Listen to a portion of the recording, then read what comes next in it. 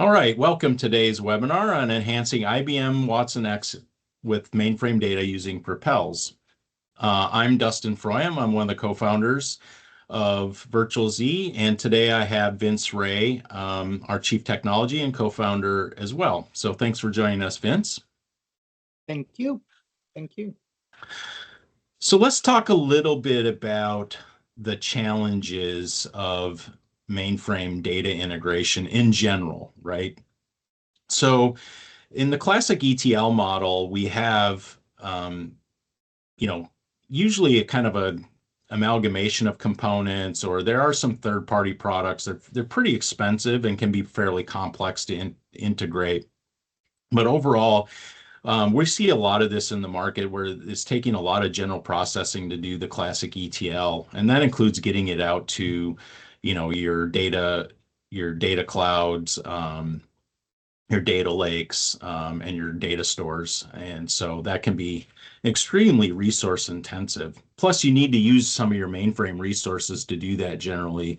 And that can be, be challenging with scarce labor in the mainframe space. So, and probably want them focusing on higher order work versus some of this lower order work just to move data around. Overall, right, there's a lack of agility. So some of the tools, right, you get restricted into certain frameworks, or they're not very open where you can do multiple targets or duplex or do those types of things. Oftentimes data needs to be shared not just with a single data lake or single platform, but in large enterprises in many different places. And sometimes those can be really fragile and require lots of ongoing maintenance as well. And so those are some concerns about the agility piece. Also, disaggregation. Kind of tying back to the agility, right? You have legacy systems and process, and often those have to be built for multiple sources or multiple targets, and so that can create some complexity. And one of the most important ones here we'll talk about in one of the use cases here is a lack of security. And so in some instances, you may not want to replicate your data out to a data store. You want to provide that discrete, secure access to the mainframe, and then control the data elements that are being accessed. So that's where Propels kind of comes in, and I'll just talk really briefly about Propels in general. So Propels is a utility that we have brought to market, and it's extremely efficient and simple.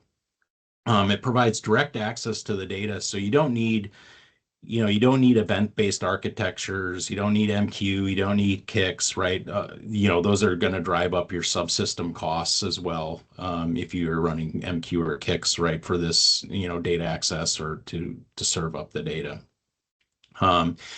If you don't, you also have to transform the data often if you're not, if you're going outside the mainframe, so it can be usable in these other platforms. And so Propels and really all of our products have built-in data transformation capabilities where needed.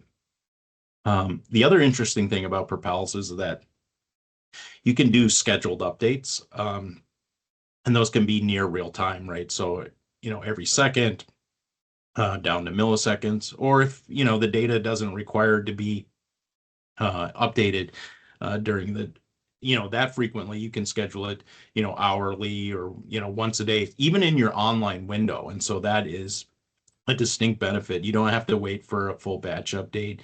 You can do incremental updates throughout your online window. And then Propels is also very flexible in that the architecture allows us to go to many different data targets, and actually some other data sources. And I think Vince may touch on that as well as we go through here. High throughput, seeing 5,000, 10,000 rows per second, like from a pretty large VSAM record into the relational database. So there's some really distinct efficiencies, and beyond just the performance there, it's also can be zip eligible, so you're not taking up your general processing MIPS for the little work that Propels would do. So Vince, I'm going to ask you to talk a little bit about um, the use case around WatsonX in particular. Although we can support many, many different data targets and, other AI or BI platforms and other clouds, I think we wanted to really focus on the WatsonX use case today. So, how do we get data to the WatsonX data store and or access to WatsonX in a in an efficient fashion, in a high performing fashion, and what does that kind of look like for a potential customer? Yeah, no. So first of all, thanks, Dusty. Let me explain it this way. I mean, what WatsonX is a kind of big, all-encompassing, very open-ended kind of thing that can be used for lots and lots of different things. Central to its architecture is the idea that it can be drawing information from a lot of different places in a lot of different ways. So the challenge often is, how do I get my mainframe data that might be in something like, VSAM files, or, or even just sequential files, GDGs. I mean, God knows what format, into something like WatsonX. And really, there are two parts of that problem. One is the connectivity itself. How do I bridge between the records that might be sitting in a VSAM file in a cloud service like WatsonX? But the other problem is one of data formats and just the structure of the data. A lot of you got records in a VSAM file. uh, it's probably the case that those records might have a mix of text, which is probably an EBCDIC. They might have mainframe style floating point numbers. They might have packed decimal. They might have all these different data formats that are going to be a little foreign to WatsonX. So it's really both problems need to be solved. How do I get my data in a format that WatsonX can ingest it, and then how do I make that connection and pipe that data in or out of WatsonX? So there are a few different approaches, and again, WatsonX is a big system that supports lots of different types of applications. So what's right for you probably depends on the problem you're trying to solve with WatsonX. In really simple cases, all you might be doing is, what Dusty described. You might have, legacy data on your mainframe that's really critical business data that you want to get into WatsonX. Maybe it's data that you, I don't know, update once a day through batch jobs, or whatever it is. So a model where you just insert an extra step into that job, and it runs Propels, and Propels makes that connection and formats the data and feeds data into WatsonX, is all you need for that. Now, again, that could be done a couple of ways. That could be done, WatsonX certainly has uh, APIs and a connector architecture, which Propels understands and is able to directly invoke. A lot of other cases, though, you're bringing together data from maybe all over your organization. So you might be staging that data in, some of the things that Dusty showed on the previous slide, Snowflake, or, some type of relational database. Uh, Propels can, again, a lot just depends on what you're hoping to do with this data. But, Propels could certainly push your mainframe data into those formats along with all of the other data you're trying to get into WatsonX.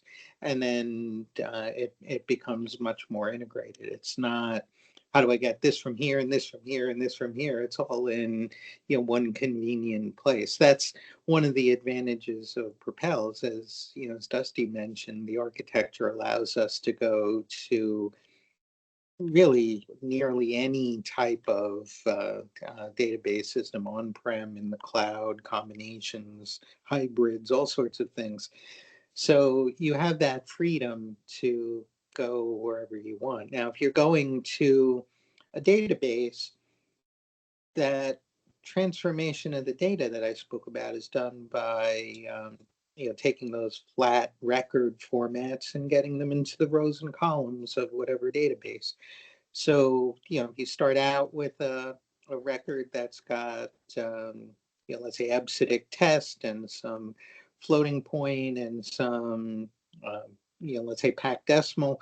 By the time that's in the database, what you see in those database tables are the formats that fit that particular database, and they're all slightly different. Propels allows you to customize this. So if you wanted to use particular binary format that's appropriate to the target database, you're welcome to do that.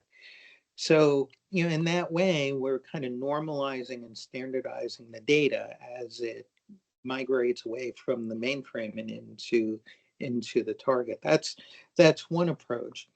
The other thing that you can also do with Propels, I often describe Propels as kind of three phases. There's the ingestion, in other words, where do we get the data from? And the examples we're talking today, that's mainframe data. It's vSAM files, sequential files, whatever you have. Second part is the transformation of that data, which is all about the format conversions I mentioned, whether that's ultimately going to be rows and columns or something different. That's kind of the heart of Propels.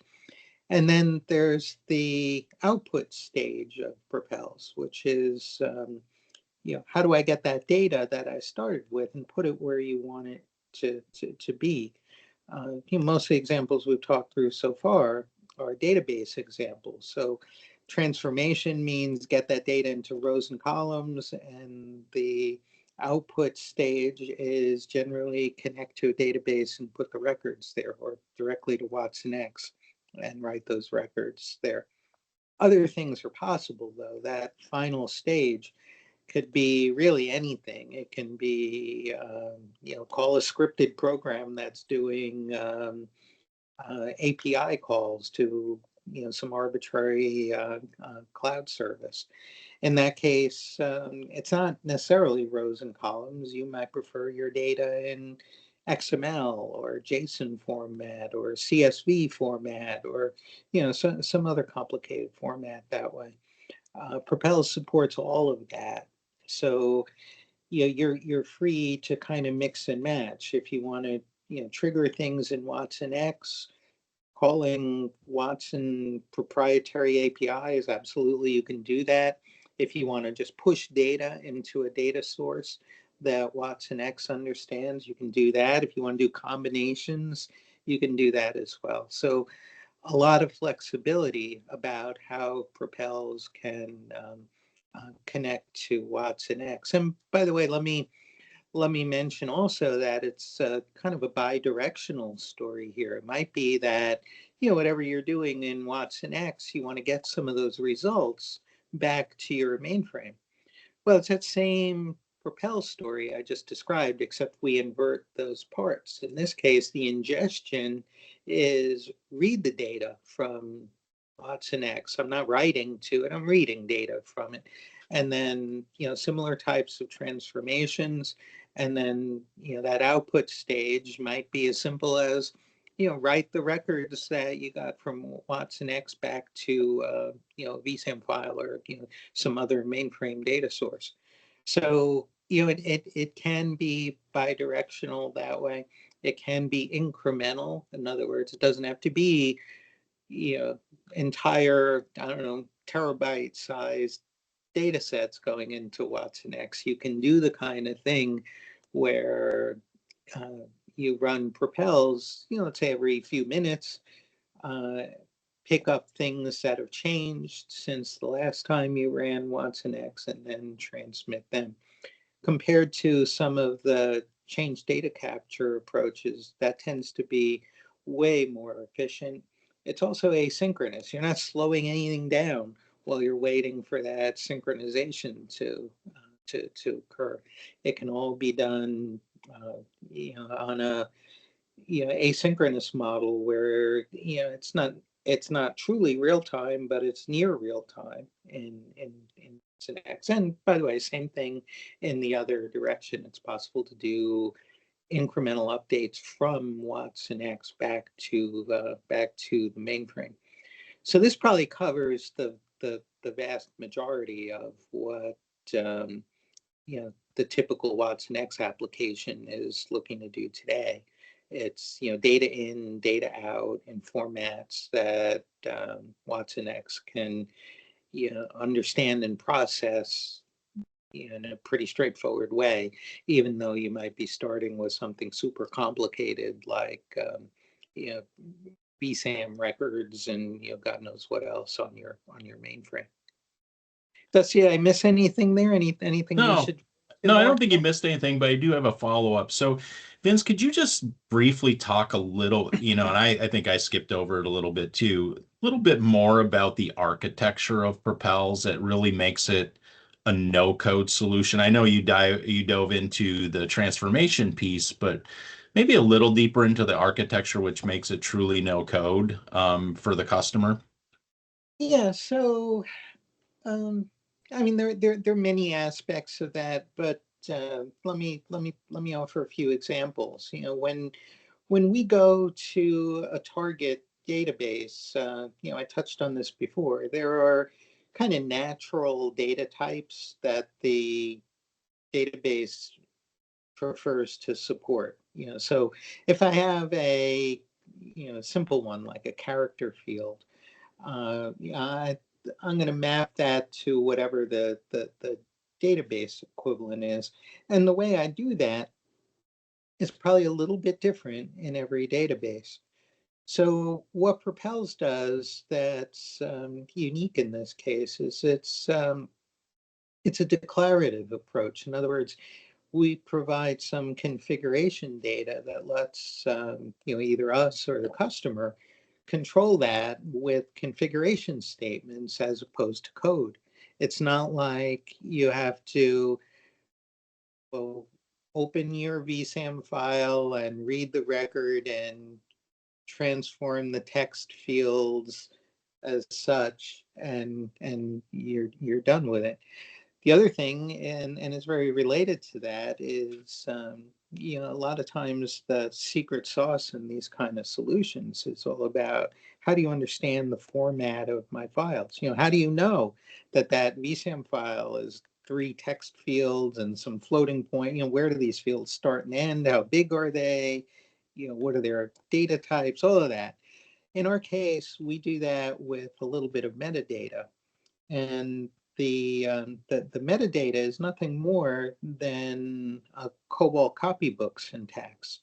So, if you got a COBOL copybook that describes the layout of your, let's say a VSAM file you're trying to process, you don't need to code anything. You don't need to tell us anything more than that.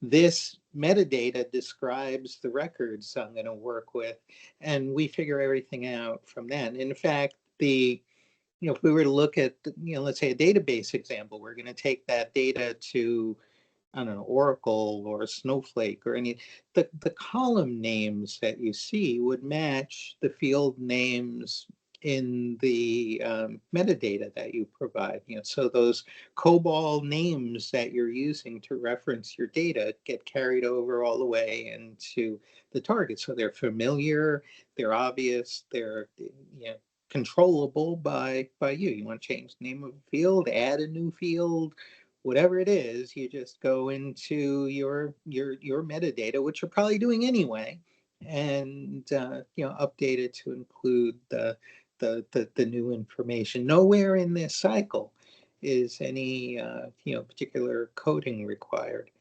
The other thing too is that some of the competing solutions that we look at end up being multi-platform kind of solutions. So in other words, there's maybe an agent that runs on mainframe to access data. There's pieces on other platforms, and then there's maybe even pieces on the target platform. In my experience, that tends to be kind of a complicated thing to manage and control over time. Something goes wrong at some point in that. It's not always obvious what the problem was and what to do about it.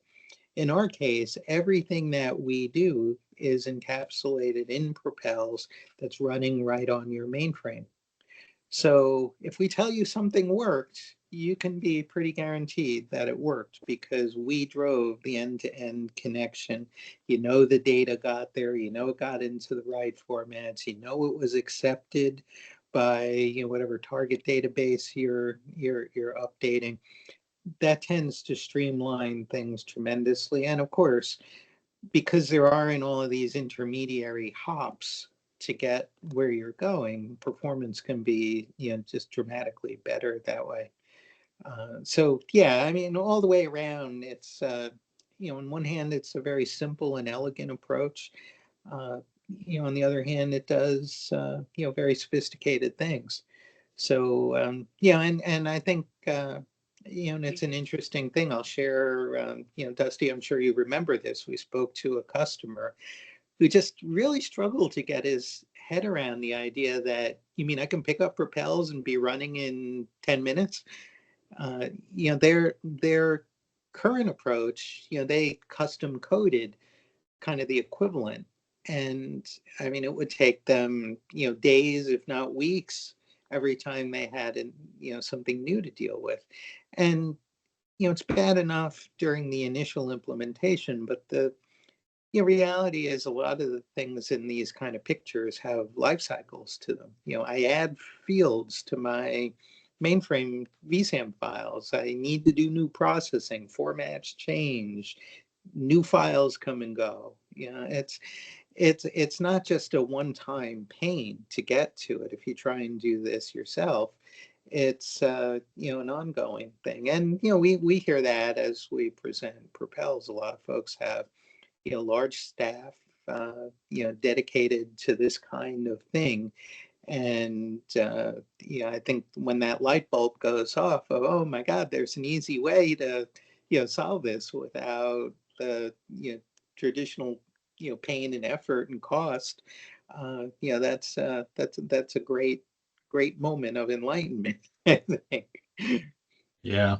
I know they were waiting, what, 4 to 6 weeks for any change to a vsam file in that case. So yeah, I think they asked us in that meeting like 3 or 4 times, like, okay, so how long does it take? We're like, well, once it's Yeah, installed, just configure and go. They yeah. really couldn't Well, believe it. and I've seen that in my Yeah. background. I remember, being a business leader at one point and wanting custom reports done. And, our internal IT organization would often, give you a date like, okay, we'll work on that 6 weeks from now. And, the idea that I could have had a tool that, uh, forget me, any, semi-technical end user could pick up and be productive with in, just minutes. I mean, that would have been a game changer. So yeah, Yeah. yeah, we definitely it's a really critical thing. And and again, I mean, we're talking our Propels product here, but this is part of our philosophy at VirtualZ.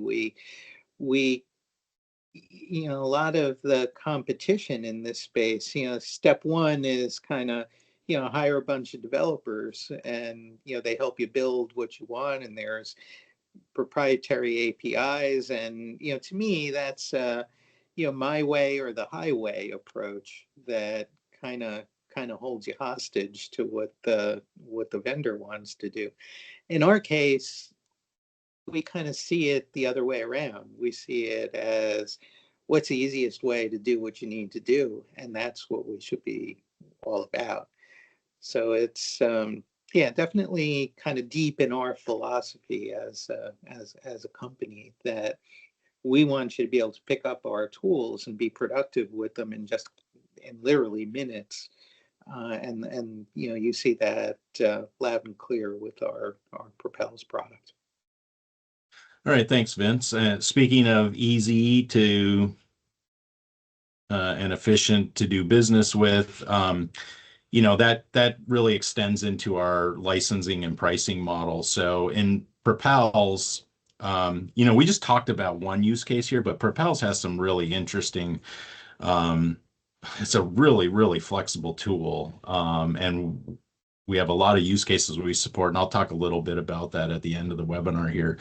But Propels is unlimited use for, the customer and enterprise at $50,000 per year. And that includes the drivers, our tested, optimized drivers that we approve and ship with Propels. If there's another specific driver you want us to test and optimize, there's a small uplift. We're talking, $10,000-ish to do that. So nothing really crazy. But again, there's nothing hidden in this. It's just unlimited use, $50,000, no limit on installation, sysplexes, LPARs, anything, data transfer. It is truly $50,000 per year. So Vince, I know we're really focused on Propels here, but I would be remiss when we're talking about WatsonX not to talk a little bit about Lozen. So we've had this come up a few different times, and we have customers that are saying, well, I don't want to replicate all my, crown jewel mainframe data into a data store for use by WatsonX. Can you help us with discrete, secure access to particular data elements that I can, monitor, log, control from the mainframe standpoint? And that's where we start talking a little bit about Lozen. So Vince, you want to just briefly talk about kind of data access for WatsonX, and we hear it a lot with WatsonX Assistant actually. So it's a little bit different variant of it. Can you just talk a little bit about how that works with Lozen and why, Lozen is the right solution for those customers? Yeah, no, I'm happy to. I mean, as when we talked about Propels, it should have been clear that we're ultimately talking about replication. So we we start out with some mainframe data and we put it somewhere else. And Dusty, as you point out, a lot of sites are a little nervous about that for a lot of reasons. It's security is an obvious one. Every time I make a copy of my data, now I have to worry about wherever it goes, protecting it. So I put that data in, some other platform someplace. Is that platform got the same level of trust that I have on my mainframe? So, and again, typically once I let it go, it's hard to maintain that control. So, security is a really important one to the mainframe users, but that's not the only thing. It's also a matter of for instance, data currency and integrity. If I truly want real-time data, if I'm processing millions of transactions a second, and I want to go look something up on my mainframe, I may not want hour-old data or day-old data or whatever it is. I might want truly up to the moment, accurate, guaranteed data. And in fact, I might not just want to read it, I might want to update it. I might want to update it with full integrity so that I know if there are 100 mainframe transactions hitting that same data while I'm trying to update, I'm not going to break anything or lose anything if I update it accidentally. I mean, this is what Lozen is about. Lozen gives you really all of the capabilities of things like mainframe vSAM, really from anywhere, from WatsonX or really anywhere. So, if your goal is to have, true transactions that are reading and writing, your live operational data, then Lozen is our product that would give you that. It's generally a file system based approach. So in other words, the calling application does, file system semantics, so open, close, read, write to access its data. Uh, the calling application operates on what it thinks is just local file systems, but what it's really doing is communicating with Lozen, and then Lozen is doing the correct things with the underlying, whether it's vsam or sequential files or GDGs or Unix services files, whatever you happen to have on the mainframe, Lozen will do the right thing there. So, and again, a lot really just comes down to what are the needs of the applications. If the application needs real-time read-write access to its data, and it wants to be able to interact with that data with all the integrity and security and everything else that you would expect from a mainframe application, then Lozen gives you that. If all you're looking to do is capture set of your mainframe data, replicate it to, a system like WatsonX, then, Propels gives you that. It's much simpler. It's very straightforward to do that. A lot of similarities, though, on the processing side. Lozen, like Propels, has, and in fact, it's exactly the same data transformation engine. So all of the things I talked about with being able to take a COBOL copybook and then, bring a complicated vsam record down to, maybe a JSON or XML or CSV or, some other format. You can do that with Lozen as well. You can point to, let's say a vsam file, execute something that's the equivalent of, search for a particular record by its key. The resulting record read can be reformatted into, let's say, XML, and that's what you would see when you execute that read from really any platform that has network connectivity to the mainframe. We support industry standard protocols like NFS. So, the good news there is it means you don't need even a single line of proprietary code from us on the client to access this data. If you're writing the kind of applications where it's, easier to call an API than to work through the file system, you can do that too. We can give you Java APIs, C APIs. We offer a number of connectors for different environments that would, allow us to integrate that mainframe data better with, different application environments. And certainly it makes perfect sense to me that WatsonX could be one of the connectors that we offer there. If a customer makes a business case to us for doing that seems like something that would make a lot of sense. So a lot of this is also very high performance compared to the alternatives.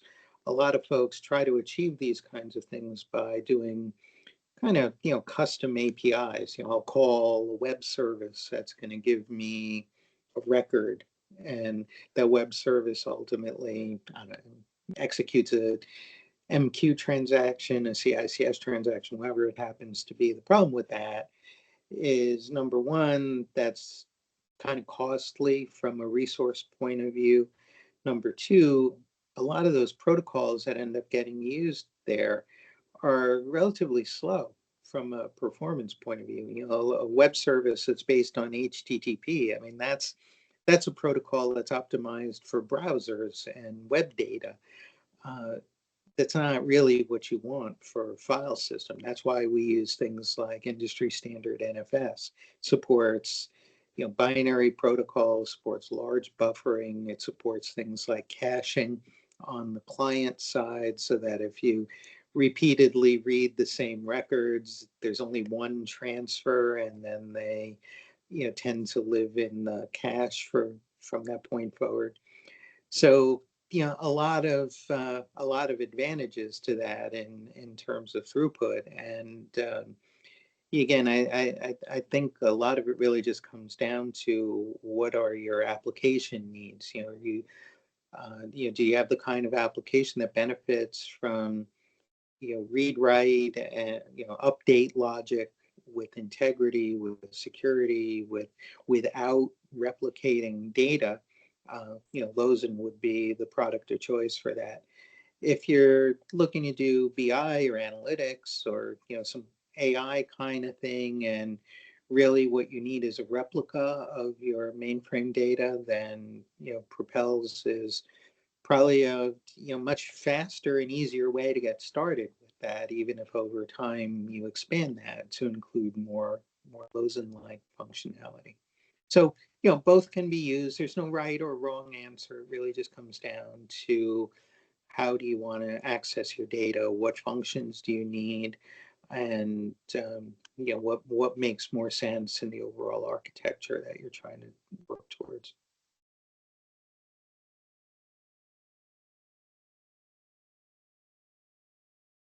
Oh, Dusty, I see your lips moving, but you're not talking. Yeah, sorry. Yeah, so we'll open it up to Q&A here, and if there's questions, you can raise your hand or submit them in the chat. But I did have a couple questions, Vince. So, I know we use JDBC for Propels, right, to interact with the target. Is is there a JDBC driver that is available for the WatsonX data store?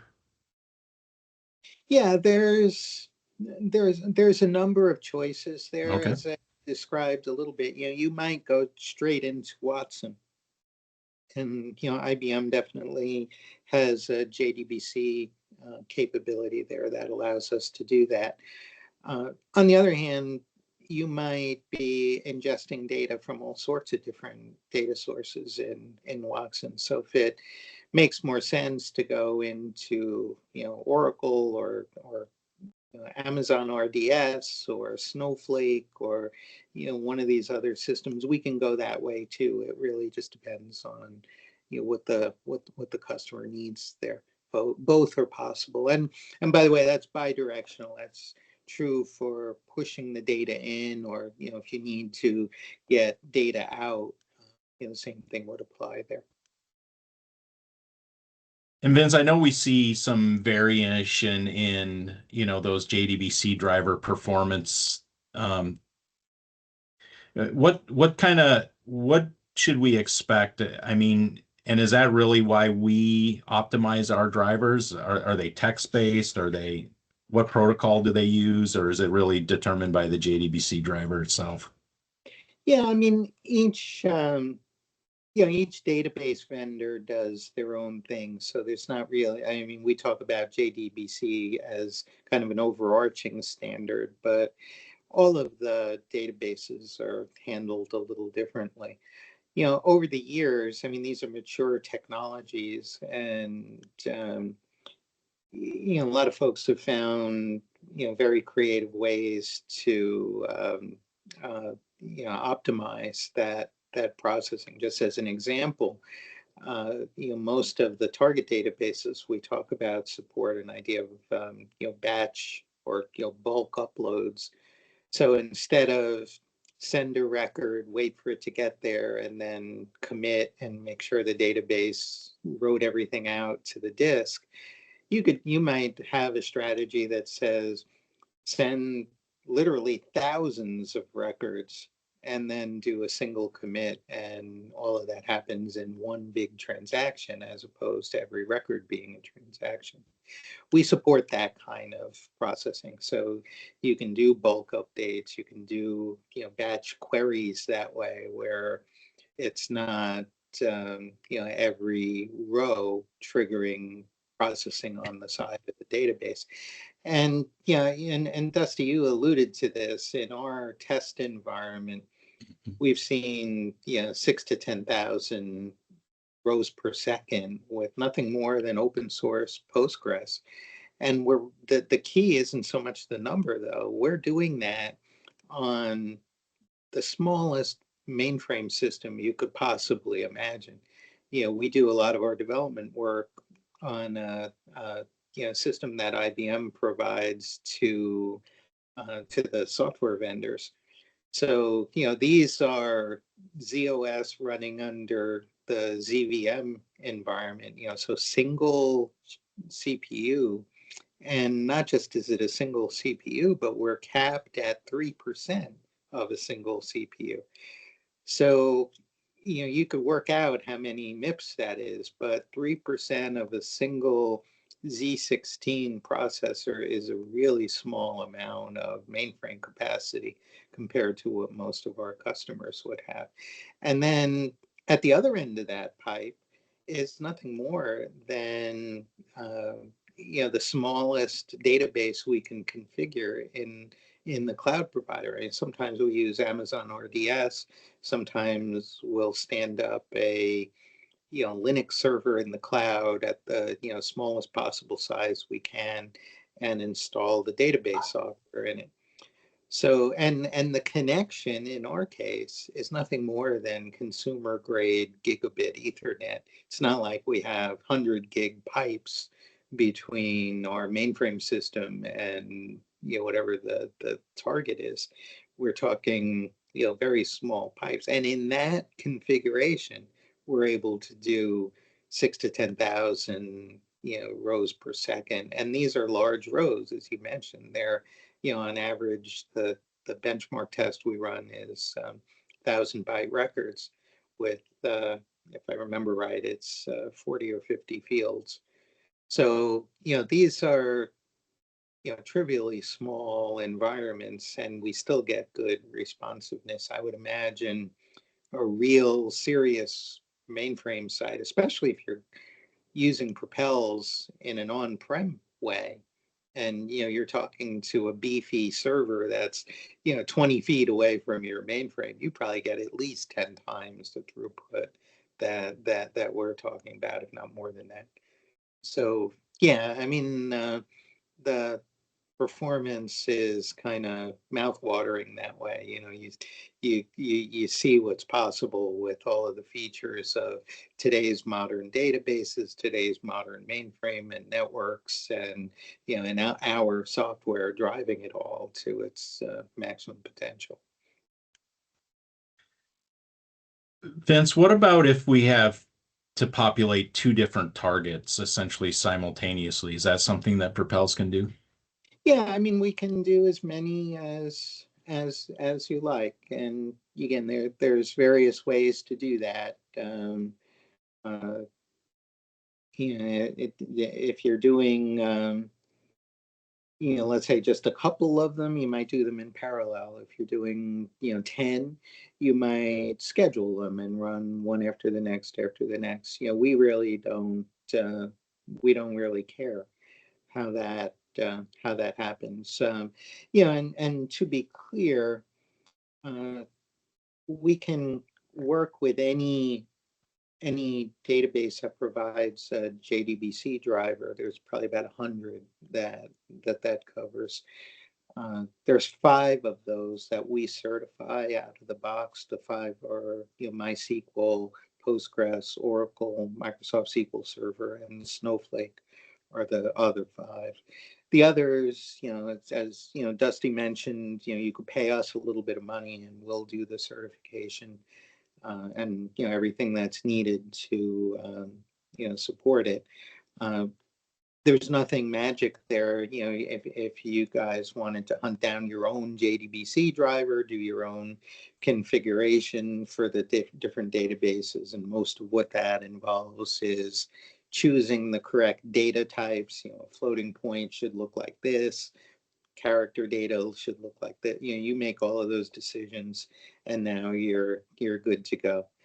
So yeah, I mean, it is very, very open-ended there. And I'll just point out that we talk JDBC, but there are a lot of solutions out there that are using the JDBC protocol to go to things that we wouldn't normally think about as relational databases. An example are, like cloud services, like Salesforce.com.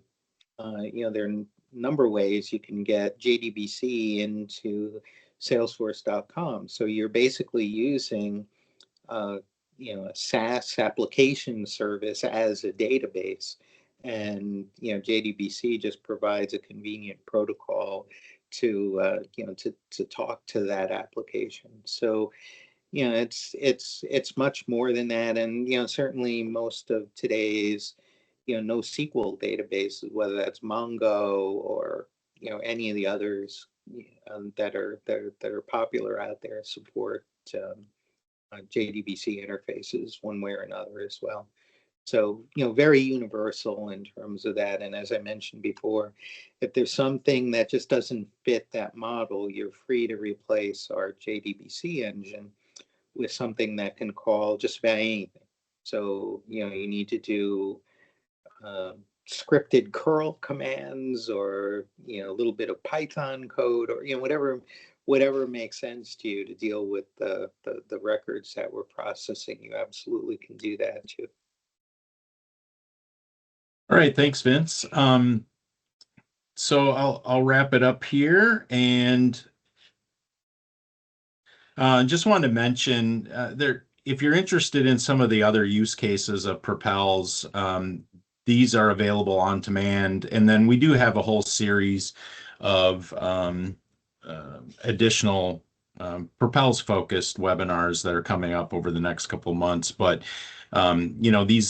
what's really interesting is kind of the unique features, particularly around unified access to mainframe data, or legacy tape migration to the cloud, and even some of the report migration as well. So those can all be satisfied with a relatively inexpensive product at $50,000 a year. So check those out if any of those topics are interesting. Or there's also lots of other resources on our other products and the solutions that they provide, both Lozen and Zach. Blogs, demos on demand, all those are found at virtualzcomputing.com. Well, thank you for joining us today. Stay warm if you're in the continental United States, because it's cold, and we'll catch you on the next one. Thank you.